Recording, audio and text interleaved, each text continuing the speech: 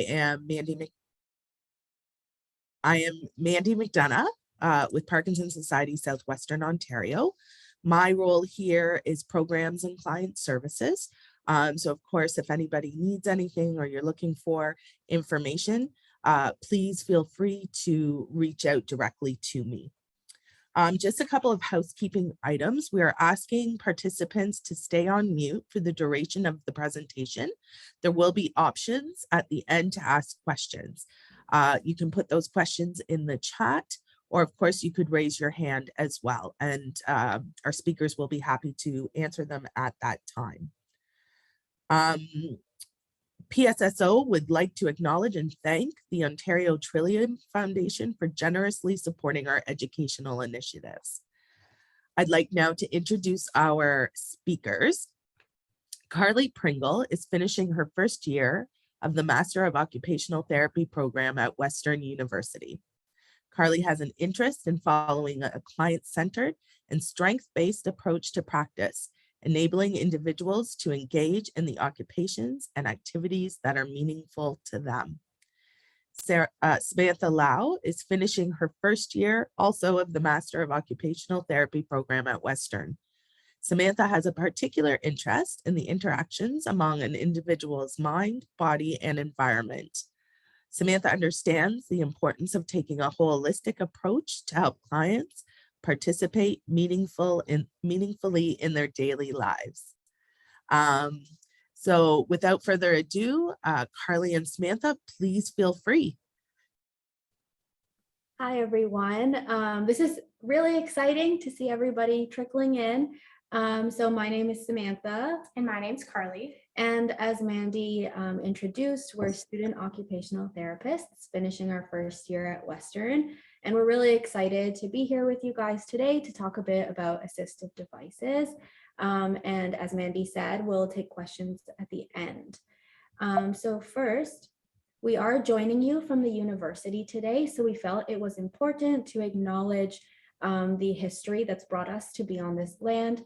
So today we acknowledge the Anishinaabe, Haudenosaunee, Lenape-Wauk, and Chinooktun nations on lands connected with the London Township and Sombra Treaties of 1796 and the Dish with One Spoon Covenant Wampum.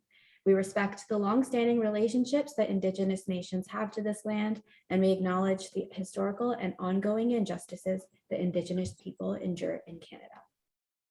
So in terms of the webinar today, there are a couple of things that we hope that you'll be able to get out of it. First is to understand what assistive devices are and why they might be beneficial in your daily life. Next is how an occupational therapist can support your participation in ADLs and supplement assistive devices. And then we're going to move into a demonstration about a variety of device options that support a number of activities of daily living. And for the purposes of this webinar, we're focusing on meal preparation, eating, and dressing. So before we begin, we wanted to just provide a brief overview of what occupational therapy is. Occupational therapy is a health profession that helps individuals to regain or improve their participation in their daily occupations. Now, in occupational therapy, we use the word occupation to not only describe a job or a profession, but also to describe all of the activities that you do on a daily basis. So these activities are categorized in 3 ways, including self-care activities such as dressing, bathing, and eating, productivity activities such as working and volunteering, and then leisure activities, so anything you like to do for fun. Sometimes in life, things come up that keep us from doing these activities in a way that we want to. And since everyone has different skills, strengths, and barriers, occupational therapists work with their clients to determine how they can help them to participate in their daily meaningful activities in a way that is meaningful to them. So how could an occupational therapist help you? Occupational therapists work in a diverse range of settings and have a very broad scope of practice. Some examples of how an occupational therapist may be involved with you can include observing some of the tasks that you complete to conduct an analysis, then offering suggestions and skills on how to improve your participation and your safety in those activities, modifying your environment or modifying the task at hand for more satisfactory participation, and overall helping you to set goals to get back to participating in the things that you need to do, want to do, and are expected to do every day. So through speaking with clients, support groups, and our colleagues, we have found that there are 3 common areas of concern in terms of activities of daily living for individuals with Parkinson's. This included dressing, things like doing up buttons, tying shoelaces, and maintaining balance while dressing. Cooking, so maintaining safety and preventing any hazards in the kitchen, as well as eating, managing tremors, and cutting food. So moving on to what assistive devices are. Assistive devices are external tools that are designed, made, or adapted to assist a person in performing particular tasks. So many people of varying abilities and disabilities may depend on some assistive devices to enable them to carry out daily activities and participate actively and productively in their lives. And so assistive devices covers a wide range of different tools, ranging from low-tech, something like a weighted eating utensil, to high-tech devices like a power wheelchair. And so then we can think a little bit about why assistive devices might be beneficial. Assistive devices, first of all, support your ability to complete tasks in a way that's meaningful to you. It's important, especially with a condition like Parkinson's, to practice skills and continue to use them in order to prolong the amount of time that you're able to complete them. And assistive devices can help to prolong that amount of time. Secondly, assistive devices also promote safety with issues such as dyskinesias, balance, tremor, orthostatic hypotension or dizziness. Sometimes that can make it difficult to complete tasks in a safe manner. And that's why assistive devices can come in and act as that bridge to make sure that you are able to complete tasks while in a safe body position. Lastly, using assistive devices encourages self-efficacy or feelings of autonomy and confidence, which a lot of individuals value. Because there may be, for example, we've spoken with clients where they really value dressing themselves. And it can be really difficult to deal with experiencing a progressive condition and also having these activities taken away from you. And so having the assistive device continue to act as that bridge to allow you to continue to doing things for as long as possible can help to boost that confidence and keep that autonomy over time. So we're now going to switch to demonstrating some of the assistive devices for the activities that we talked about. So first we'll start off by showing what the device is, how to use it, and its benefits. And then at the end, we're going to come back and share some general tips. So first we'll start with dressing with Sam. Yeah, so here we are. We're going to start, as Carly said, with some dressing devices. So the way that we chose some of the devices that we'll be sharing today has to do with the concerns that we've heard about people experiencing more issues with lower body dressing. And this can be due to compromised balance, rigidity, dyskinesia, or lowered fine motor skills. So we've selected a few today to talk about. The first one is the sock aid. So this is what it looks like. They come in many different shapes and sizes. This one happens to be curved and have the satin that allows your foot to slide in easily. There are ones that are just plastic and fold up so that they're able to be portable, but most sock aids will look like this with the foot portion, and then they'll have ribbons or rope or string as the handle. So I'll show you how to use it. I have this sock here, and so first we're going to bunch up the sock. This can take a little bit of fine motor coordination, so if that's something that's difficult, maybe somebody can help, but also it helps to have a sock that fits on the sock aid. So my sock today is a little bit small, so it's a little more difficult, but here it is. So we're going to slide the sock on like this. And there are also special sock aids if you use compression stockings, because those ones are a lot tighter. And those ones allow you to put on and take off the sock more easily. So now that my sock is on the sock aid, I hold onto the handles and then let it fall to the floor. And then once it's on the floor, I can lift my foot, put it inside the sock aid, and how I'm going to put on my sock is by pulling on these ribbons. So I just pull up And then now the sock is on my foot. So that's what the sock aid is for. It's super handy and keeping you from having to bend over too much.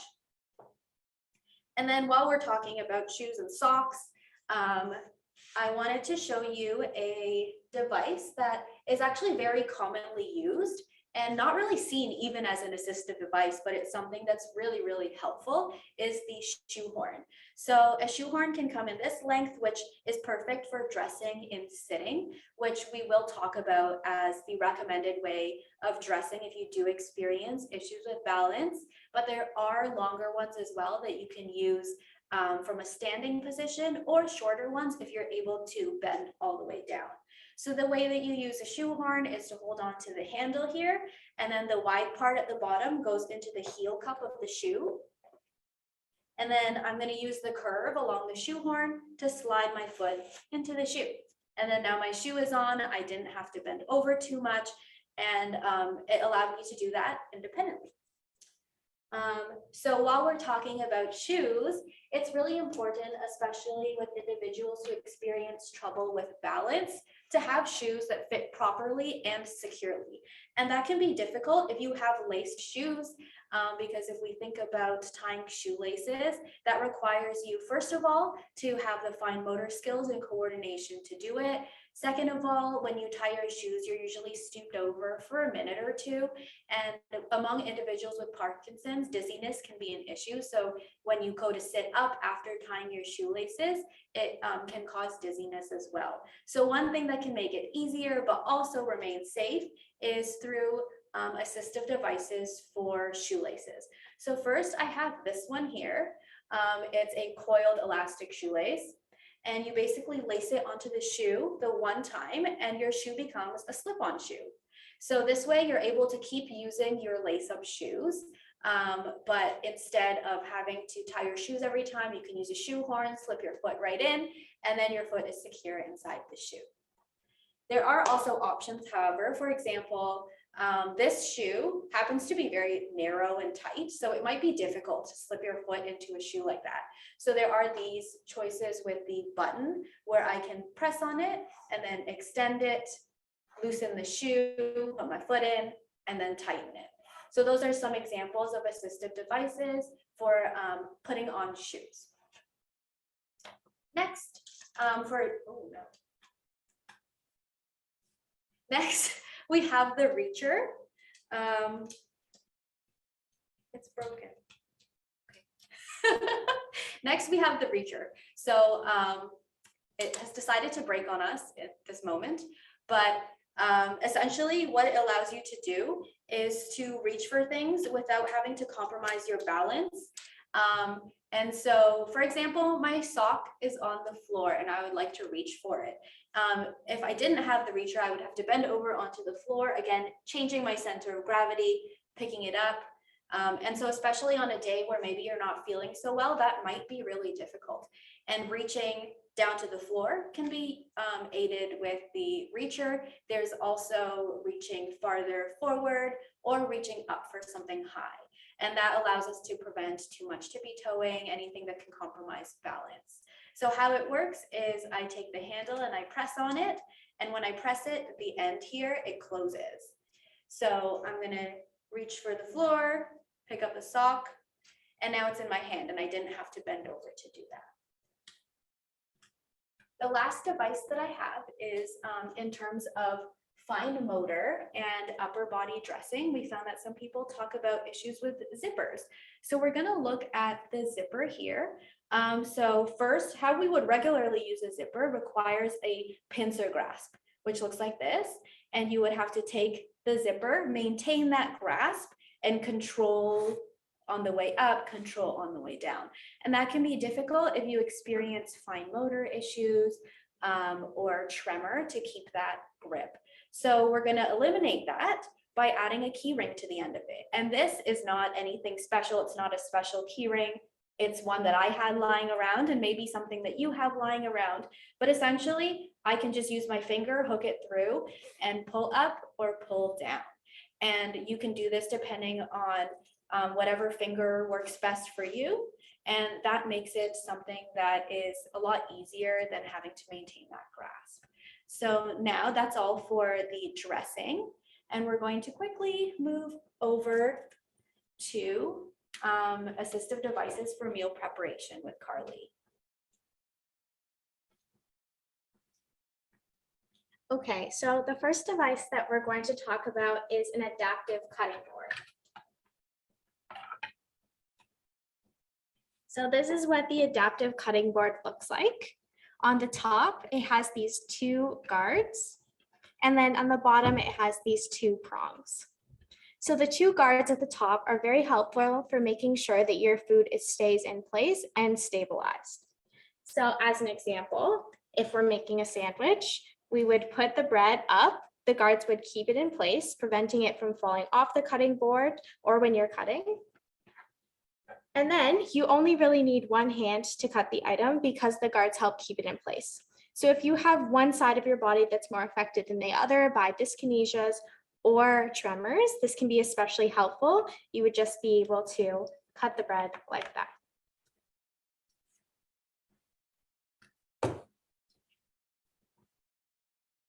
So with the prongs, we have this example. So on this cutting board, this one just has prongs, and we've got a carrot attached to it already.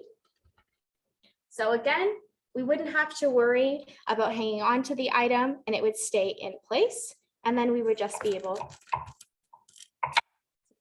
we have a very dull knife here.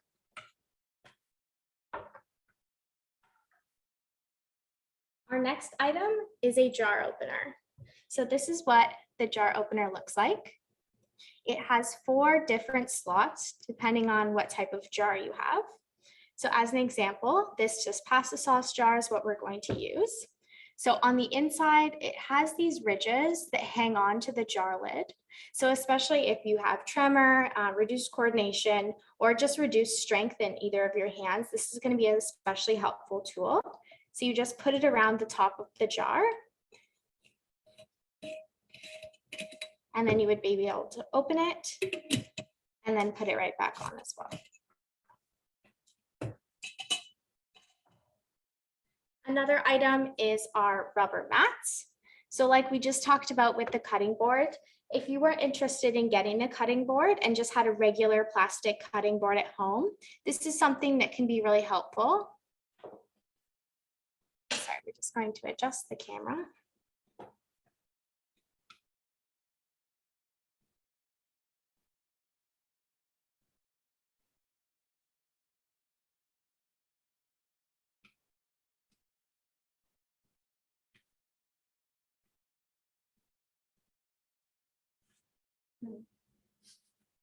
So this mat, it's going to be something that's going to be really helpful to just keep everything in place, preventing it from slipping out of your hands. It can be especially helpful if you had a bowl sitting underneath it. Again, making sure that nothing is slipping. Another item that we have is our kettle tipper. So this is what that looks like. So the kettle will sit in this metal stand, and then it has a Velcro piece at the back to keep it in. Essentially, this device is helpful because it prevents you from having to lift and pour the kettle of hot water. So if you have reduced strength or tremor, or that's something that you're worried about, all you would have to do is just move the kettle over and then pour it into your cup. So you don't have to lift it at all. Like that.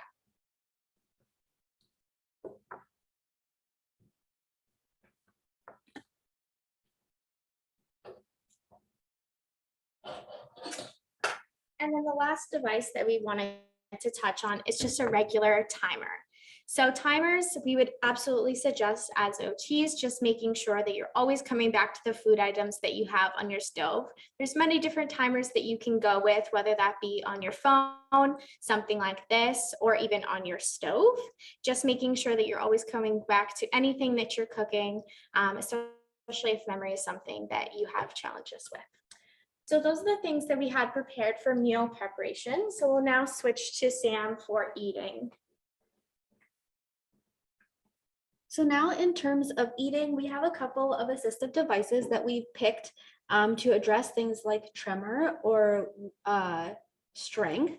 And we also wanted to touch on the fact that some individuals with Parkinson's may experience compromised taste or smell, and that takes away from the experience of eating. Adding on the motor symptoms takes away from it even more. So hopefully some of these devices can help to negate that a little bit and allow eating times to be more enjoyable. So the first thing that we have is this rocker knife. So I wanted to show you a comparison between using the rocker knife and a regular fork and knife. So first of all, when using a regular fork and knife, it requires the use of both hands.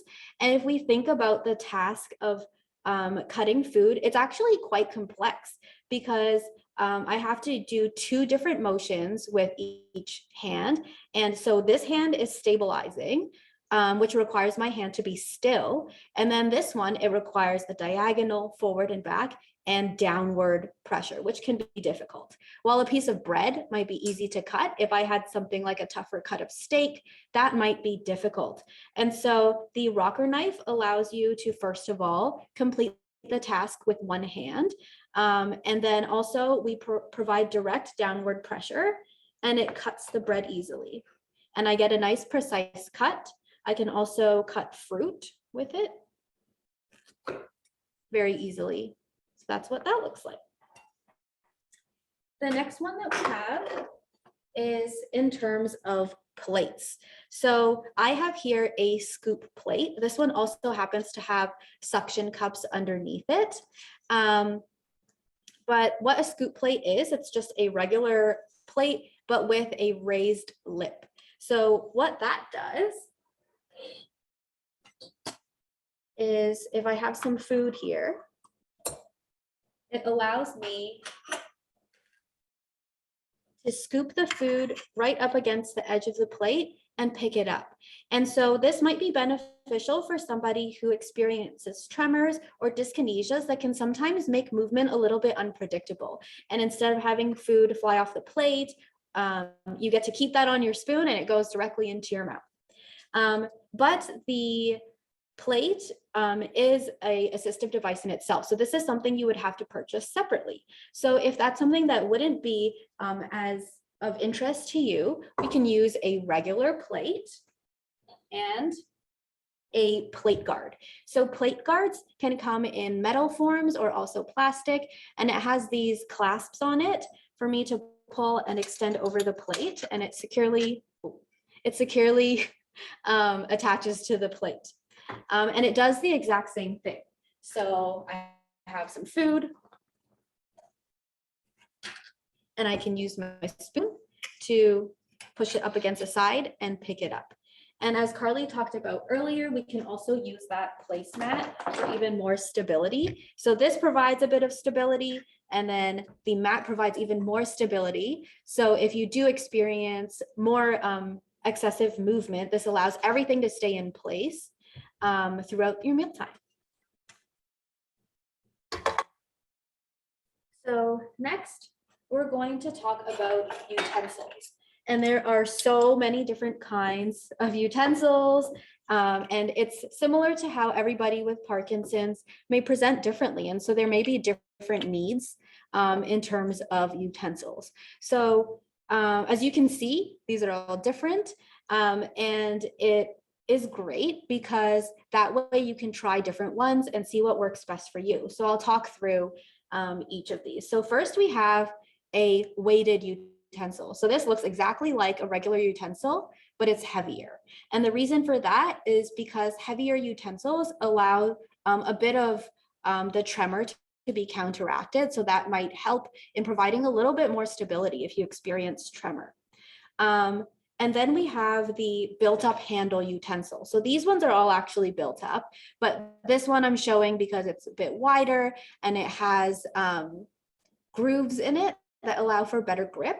But again, it's up to preference. So maybe you like this one, or this one's rubberized and it has teeth in it, so it molds against your hand. This one's smooth. It's really based on preference. And the purpose of the built-up grip is for individuals who may experience a weaker grasp or have more difficulty maintaining a small grasp like this. And then we have a combination of these two. So we have these, which are weighted and built up handle utensils. And so they provide the best of both worlds.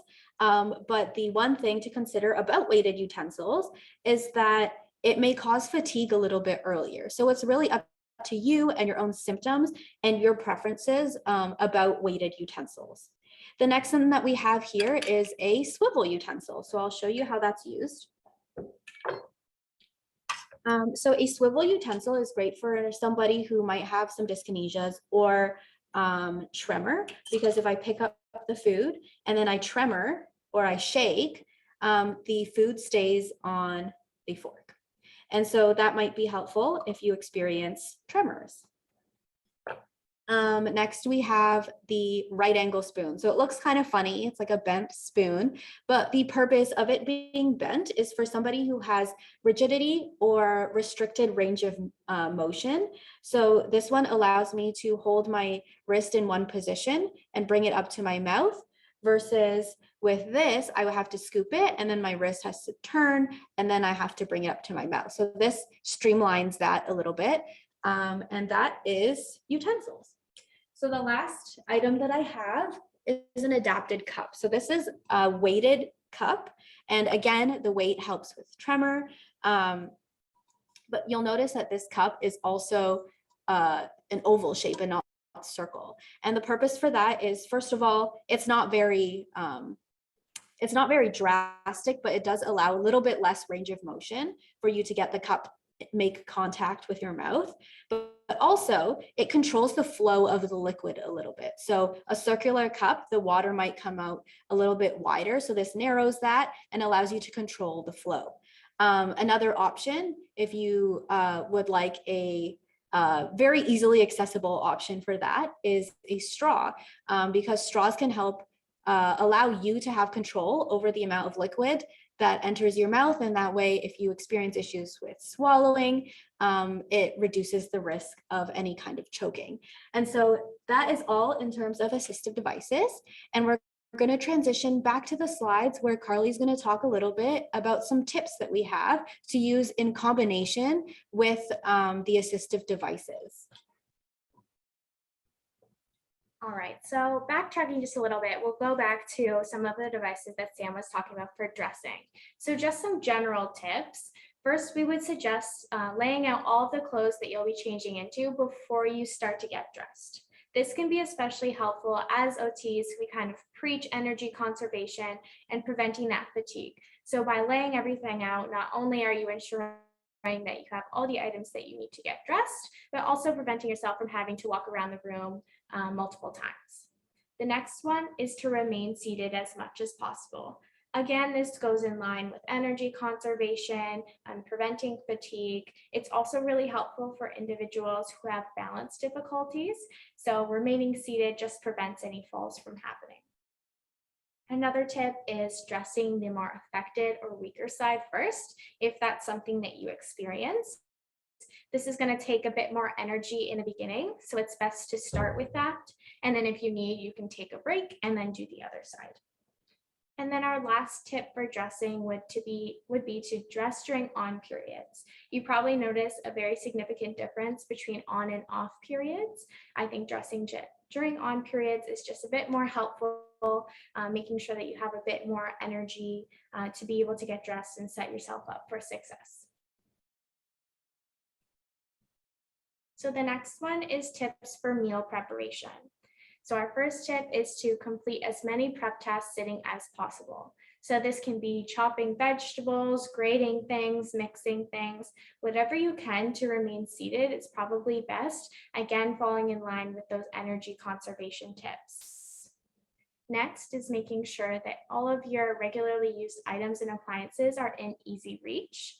So you don't want to be having to get up on a stool or having to tiptoe to reach items that can cause falls in the kitchen. So keeping everything within reach, especially those things that you use on a daily basis. When thinking of this, it's also important to pair like items together. So if you're making tea, for example, have all of your tea and your cups and your kettle all in close proximity so that everything's there that you need it. Another one is ensuring that there's adequate lighting in your cooking environment. This one goes with wiping up spills as soon as they occur. Again, these are just some fall prevention tips. You want to make sure that you have enough light so that you can see and so that you can prevent any hazards. And then our last one is to allocate extra time cooking to accommodate for breaks. A few of our clients have mentioned that they really love cooking, but they found they're a bit slower. So just adding in that time, allowing yourself to be set up for success, but also allowing yourself to take those breaks is especially important. And then the last set of tips is tips for meal times or eating. First, take your time chewing and swallowing. Second, avoid filling cups up all the way just to prevent spills, especially if you're having to go from one room to another. And then finally, bringing awareness to ensure that you're sitting upright and preventing choking. Some individuals may experience difficulties with chewing or swallowing, so we just want to make note to make sure you speak with your doctor about that and potentially get in touch with a speech language pathologist. So in terms of assistive devices, there are as many as you could possibly imagine. We've only touched on a couple today, and that's only for a couple of activities of daily living as well. So there are assistive devices beyond these ones, not just for these activities, but also for things like showering, bathing, grooming, going to the bathroom, as well as leisure occupations.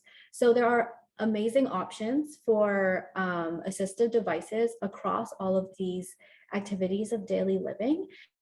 And so we have a resource that we've put together that includes pictures, descriptions, price ranges, and some options for online purchasing of these items. I believe Mandy will follow up at some point after the webinar with an email with these resources. So you can look over those, and that can act kind of as a starting point, because we also want to recommend using connections to an occupational therapist, because that's what we're here for. It's important to consult with an occupational therapist in terms of assistive devices, especially for bigger things, which you may use, for example, with bathing. So make sure you talk to an occupational therapist if you're interested in any of the assistive devices, and they can help figure out what will be best for you, because that's our job. So this is just the beginning. There are so many more options, and we could talk about this forever if we could, but because of time, we've covered all that we can today. Sam and I did want to also touch on that we did create another resource for adaptive clothing options. Unfortunately, we don't have access to any of those options here today, but for example, there are different t-shirts that look like a typical button-down dress shirt but are attached with magnets or Velcro. There's really so many different options, from shoes and shirts and pants, that can allow you to achieve the look and style that you want without having to opt out of those clothing pieces. So we did just want to mention that as well, that those options are available, and feel free to reach out if you wanted to see that resource as well. Mm-hmm. So that's all today, but we would love to answer any questions if you have them. So you can use the raising hand function on Zoom or type in the chat box, and we'd be happy to answer what we can.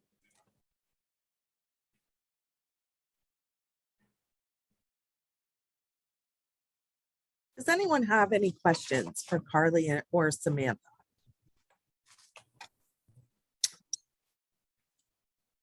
Sorry, sorry, can you guys hear me? Yes. Yes. Okay, I was just wondering, like, if I wanted to go take a look at some of the utensils, for example, is there a good place, like the Shoppers or one of these medical centers have them, where would be a good starting place to start exploring these items? Yeah, so we have put together a list that's online, but obviously that's not always the best option when you want to try out a number of them. It really helps to get connected with an occupational therapist, because they might have a number of different ones that you can try. I also know for a fact that at PSSO, at our office, we have a couple of samples as well, so you can try those out. And so if you stopped by to visit, that could be a starting point as well. But Otherwise, there are options such as Amazon, for example, where they allow for returns and things like that. So yeah, but it is really important to find what works best for you. So I completely understand that. So what's the best way to get connected with an occupational therapist? Do we ask our doctor or? Yeah, so that depends. If you have a family doctor or neurologist, that's usually the easiest route because they can usually connect you directly to an occupational therapist. But if you don't, there are places like the home care and community services where you can dial a number and they will connect you to the closest family health team center that they have, and they can connect you to an occupational therapist from there. There is also, as you can see in the chat, the CODO website. So that's the college for Ontario with occupational therapists, and there's a directory there. So you can search based on your location, the specialty that you're hoping for, and they can show you a whole list of all of the occupational therapists that are available in that area. The only thing with CODO is that you might require a referral from a doctor, but with the home care and community, you can self-refer. So the number is in the chat there. It's just a 7-digit number. And when you dial it, they'll direct you to the closest one based on your area code. So I'm assuming then this would be covered by OHIP for someone with diagnosed with Parkinson's? Yeah, for the most part, yes, unless you would like to opt for private services, then that would require if you had insurance coverage or something like that. Mm-hmm. Other questions?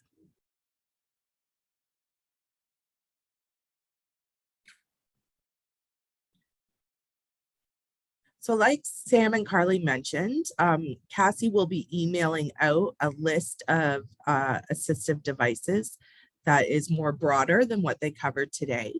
As well as Sam and Carly, I'd like to send the clothing one, the adaptive clothing one as well. So if you can forward that on to Cassie, that would be great. Any other questions at this time before we wrap up? Sorry, this might be slightly outside of the scope of this, but how would you, so my mom has Parkinson's, but she's pretty sufficient right now, and she's made it clear that she wants to remain independent. Just, the conversation to say, hey, would you like some weighted utensils? Just any suggestions on what's the best way to do this, or has anybody kind of been there? Yeah, I think as Sam kind of mentioned in the beginning, assistive devices are usually meant to help people to remain independent and remain confident in their abilities. So kind of just like framing it to a parent or to a loved one as a way that they could just maintain their independence as they go along. A lot of these devices can be really helpful for that. Do you want to add anything? Yeah, and occupational therapy always talks about meeting people where they are. And so it's really important that we understand how difficult it can be to lose occupations and to feel like you aren't able to do something as well anymore. And so to just approach that with empathy and to meet them where they are. It's not you have to do this, you have to do that, right? And so that usually helps with allowing someone to come around. And usually when that time comes and the person is ready, that's really the best time.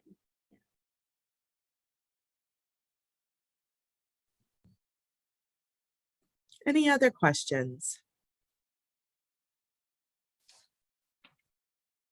Well, Samantha and Carly, thank you so much. That was a lot of really useful information. I just want to let everyone know that they are with us until the end of next week. So if you have any OT questions, just let me know. And I can connect you with one or both of them, and they'd be happy to discuss OT needs that you may have.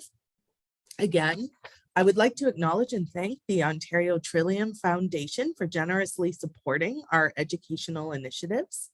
And also remind everybody that the Walk for Parkinson's is coming up September 10 and 11.